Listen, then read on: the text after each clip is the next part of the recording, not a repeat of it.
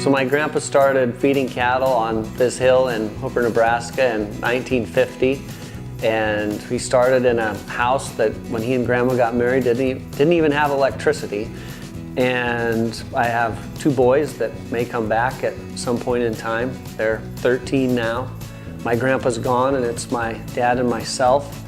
We started the bedding pack probably 20 years ago. We started some bedding pack barns. They won't eat like they do in the spring and the fall, but we know that in the summertime, if it's the end of June to the first part of August and we get a day with no wind and high humidity, we know not only are they not going to die, but we know that they're still going to, hang in there eating better than the cattle that have nothing.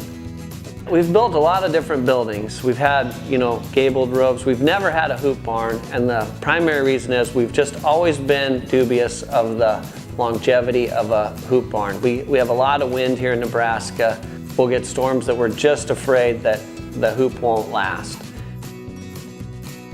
So the big advantages we saw in the monoslope, in Nebraska, the management time for outside pens is from December through March, because you can really get bit in December and March if you don't manage those pens well by cleaning and bedding, because in the wintertime, a wet animal is a sick animal, and that's the biggest advantage of feeding inside, is that you have dry. Another big thing about feeding with a deep pit is the nutrients that you capture in that pit. You'll capture on 1,000 head, if you have 40-cent nitrogen at 170 pounds, I think that's about $70 worth of nitrogen.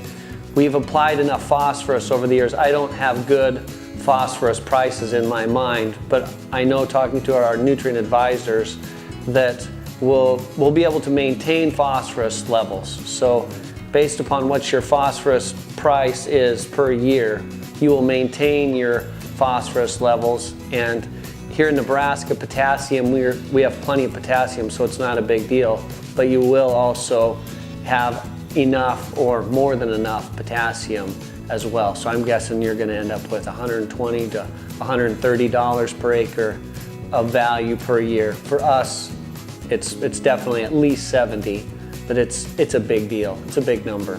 So we're new to this, so we haven't pumped our pit yet, but we really like the idea of doing manure management once a year, and that'll be really nice. That's something that everybody's really looking forward to, is manure management once a year. This is Jon Weitzenkamp with Thomas Cattle Company from Hooper, Nebraska.